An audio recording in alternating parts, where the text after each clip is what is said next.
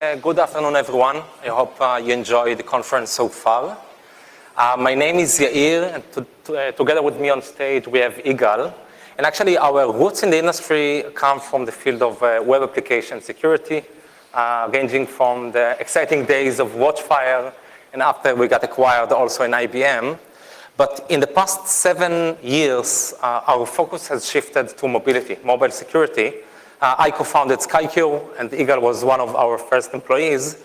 And we focus on many areas of mobile security, OS security, network security, and application security. And today what we want to do is actually discuss different repeating coding pitfalls we've identified over the years, how they happen, how they can be mitigated, etc.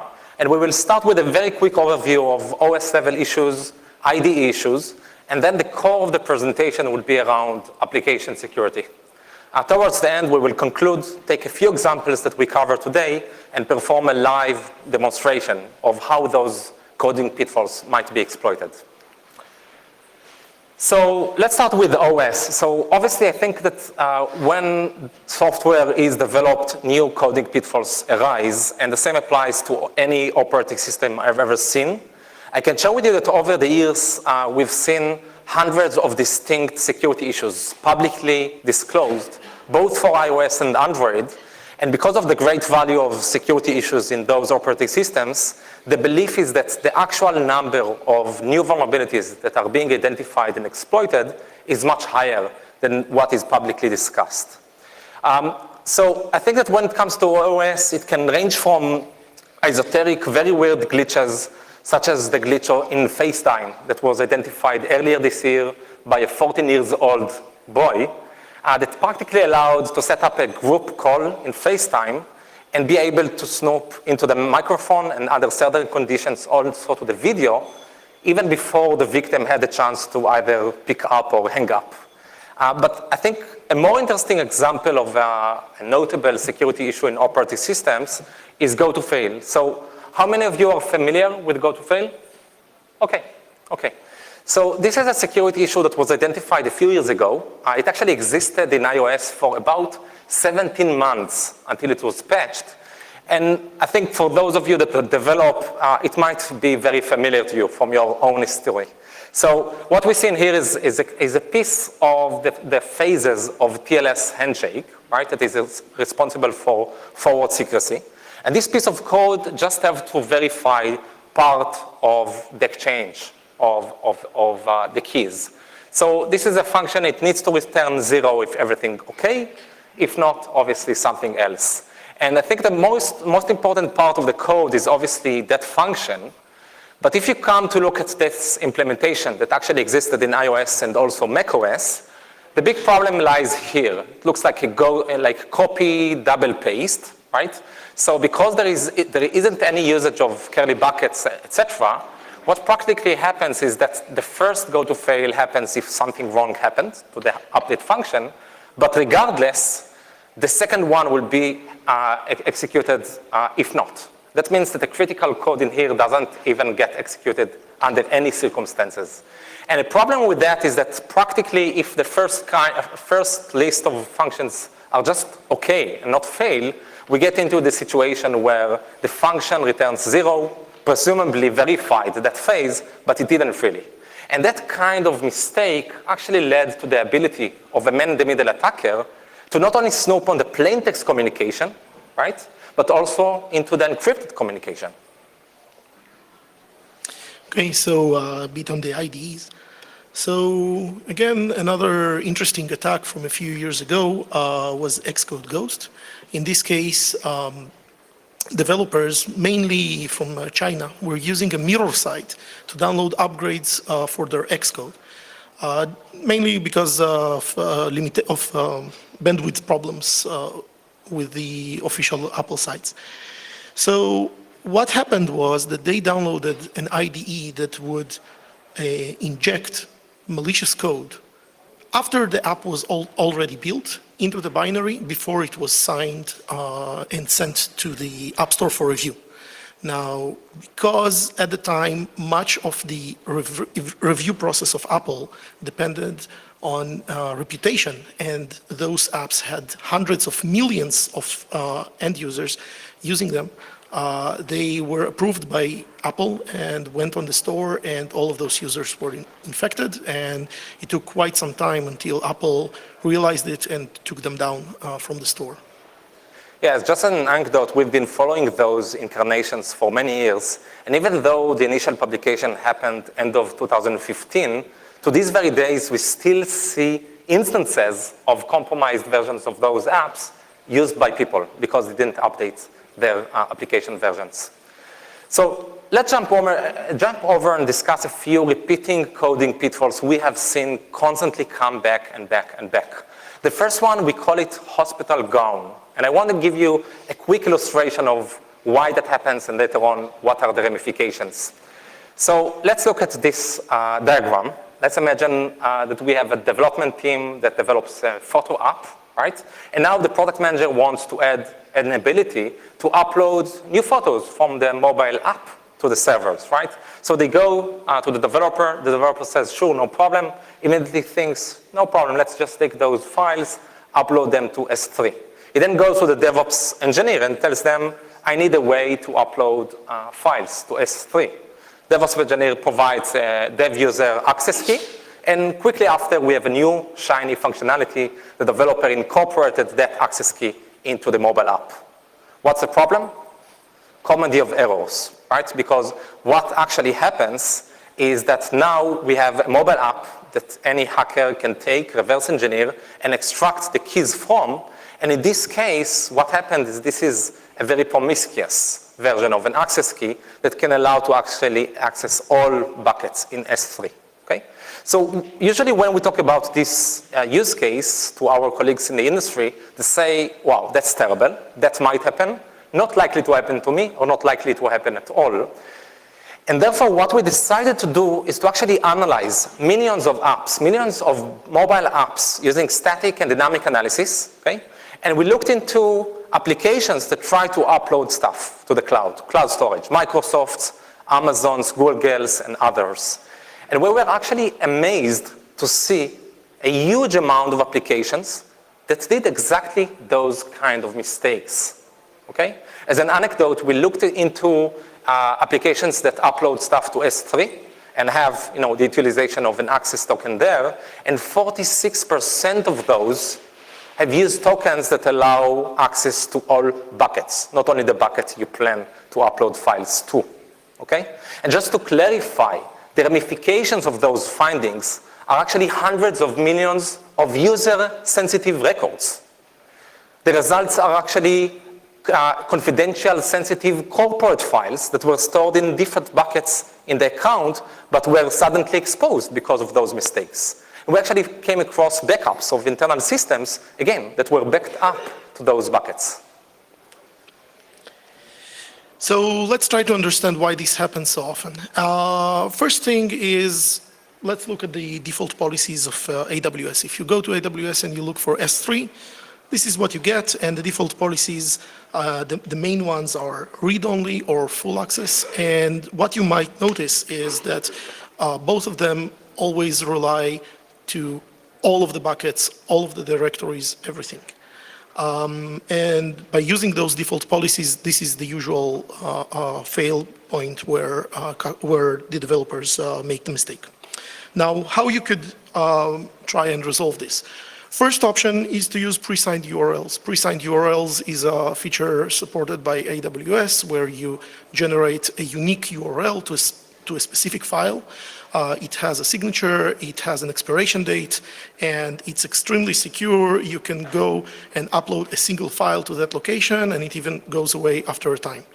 The overhead here is that I'm trying to build something that's scalable, I'm trying to use the cloud, and I still need to talk from the client to the server for each file I want to upload so that I will get this unique URL and permission to upload this file. So let's look at another alternative. Another alternative would be to build a custom policy.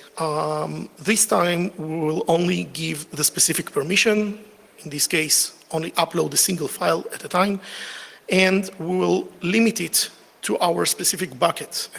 Of course, we will build such a policy per bucket, and each thing should be used only for the specific purpose. Now, once we do that, we still have one minor issue that you could override files using that same key. You could easily solve this by generating a secret or a random token and adding it to the file name so that others can't either maliciously or by accident guess your file name and override it.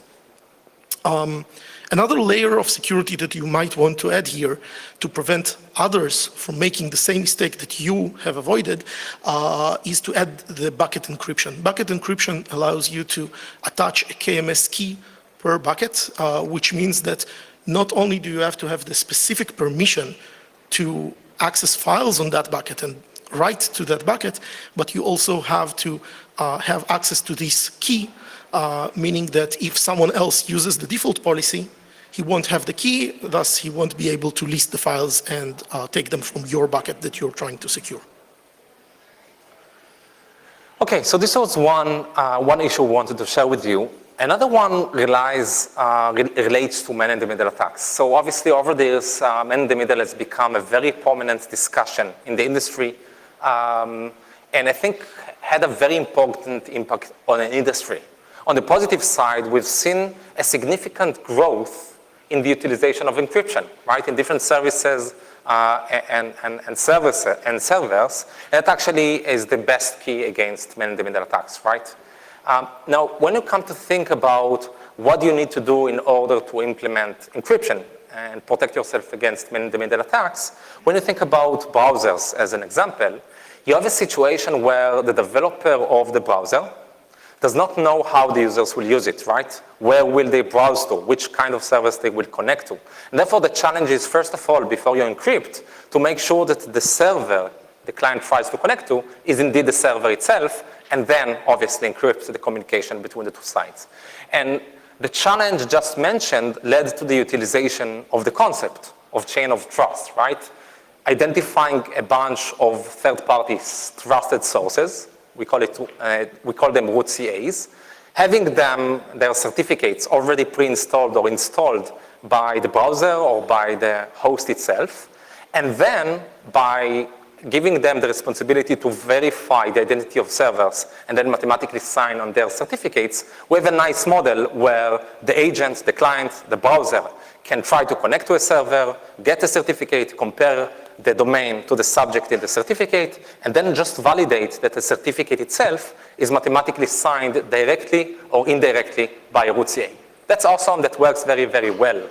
The big problem is that as encryption went up, attackers started to focus on the weak point in that model, which is obviously that list of trusted CAs, right? So what the attackers started to do more and more, either by exploiting security issues or just by social engineering, they just focused on getting a bad root CA into the trusted list, and then from that moment, the whole model fails, because that allows a man-in-the-middle attacker to provide an invalid certificate that would be signed by the malicious root CA, and from the perspective of the client side, everything looks legit because all the steps I just mentioned are working, okay? Now, let's think for a moment about mobile applications. In those situations, the developer of the client is usually also the owner of the critical servers with which the mobile app is communicating with, right? That opens the door for certificate pinning. So again, as developers, we are used to look at the, let's say, the high level. And when we make requests, we look at the responses. This is the data part. We kind of ignore this critical part of the handshake that happens at the beginning.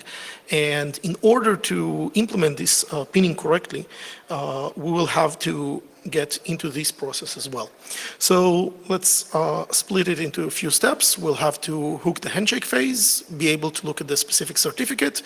We still want to do all the validations that the operating system does for us, making sure that the certificate is actually valid, it signs the correct domain, expiration dates, etc. And the last part will be adding our own validation layer where we would compare the specific certificate that we received with a trusted list that our application will maintain, preventing others from going around this mechanism. So a bit about code. Let's say we're using iOS and we use URL session in order to make our requests. We can register a delegate, and this callback is basically our first step that we mentioned. This is the hook, and here we are in the middle of the handshake part. We receive the certificate, and we have the ability to either accept or reject the specific certificate and add our own validations. Second part is the default behavior of the operating system. We just create a default policy, do the SSL validations just as the operating system would. And here the third part is the part where we add our own mechanism to try and add the additional validation. So let's look at a couple of interesting implementations for this. First one is taking the whole chain. In this case, we chose to sign and validate the leaf certificate. So the 0 here that you see is basically the first part, the first certificate in the chain. This is the leaf. We will generate a fingerprint and compare this fingerprint with a trusted list that our application maintains and needs to be up to date all the time. Now, a common problem with that is that it's, again, high maintenance. We will usually replace our certificates once a year. That means that each time before we upload the new certificate to the site, we need to release a new application in advance. For those users that do not often update their application, we need to dynamically pass on the information of the new fingerprint so that the old application is still aware of the new fingerprint that exists. So one other option that we can implement is not looking at the complete certificate, but rather looking at the public key. Assuming that it has not been compromised, we could earn some time and reduce the frequency of replacements of certificates of the application by generating for 2 or 3 years this, new certificates each year from the same public and private keys, allowing us to still do the fingerprinting, but not having to update the app each time we replace the certificate. So we've done that, and probably some of you are kind of feeling that they're afraid because, okay, I make some mistake, I don't update it in time, I'm getting locked out of my server. Now I have a useless app that can't communicate with my server. So a bit about alternatives to overcome this. One of the suggestions is to use an alternative secure channel that will allow adding a temporary fingerprint in addition to the existing list, just to open a single sync with the server, allowing us to fetch the full configuration again. So in this case, even if the application didn't get the update in time and the binary was not updated with the new one containing the new fingerprint, we can use a push notification either from Apple's APNS or Google's FCM to just push the new token, temporarily unlocking the app with to allowing it to communicate with the server. Thanks, Gal. And I think that the third example is actually my personal favorite. And actually, over this, one of the things I like to do when interviewing candidates is to ask them a very simple coding question.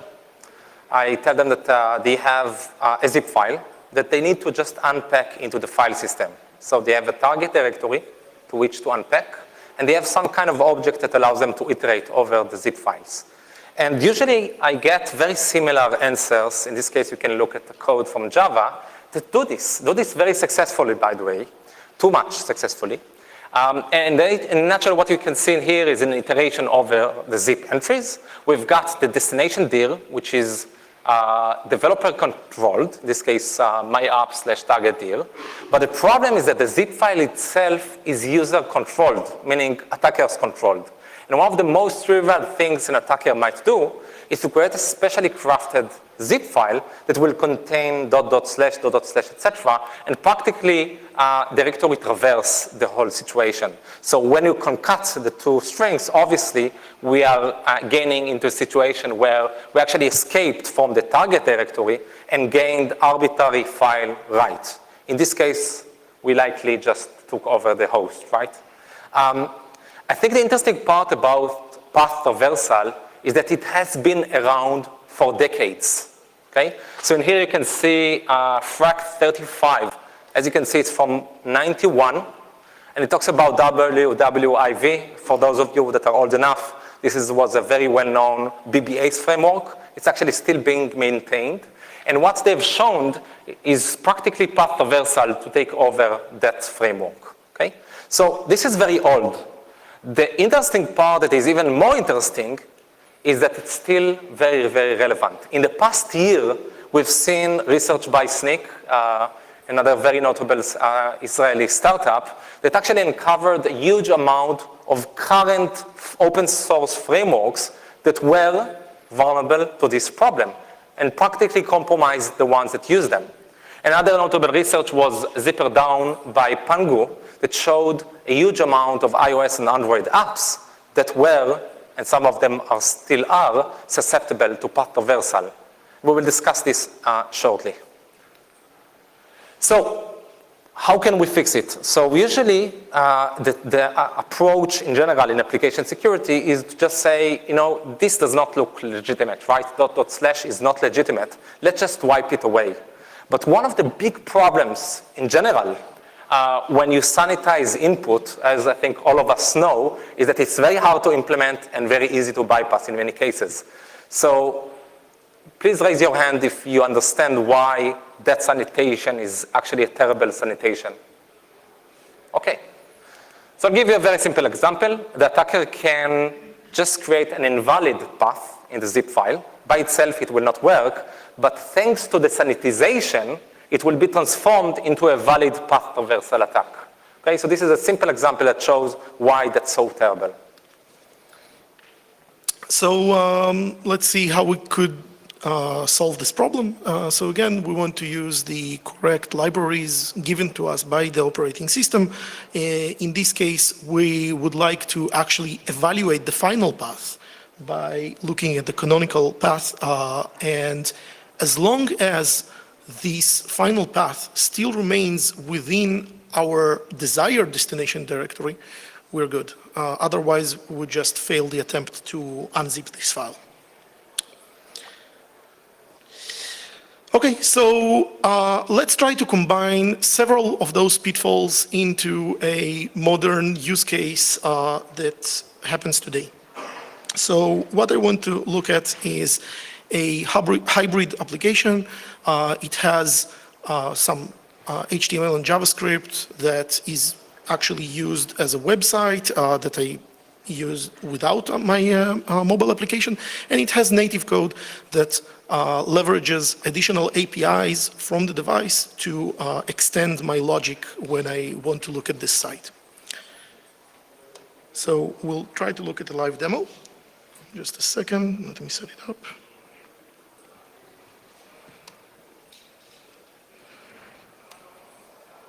So we have a tradition. It worked one time outside of 100 attempts.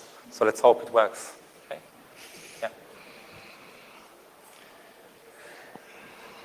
Okay, just a second.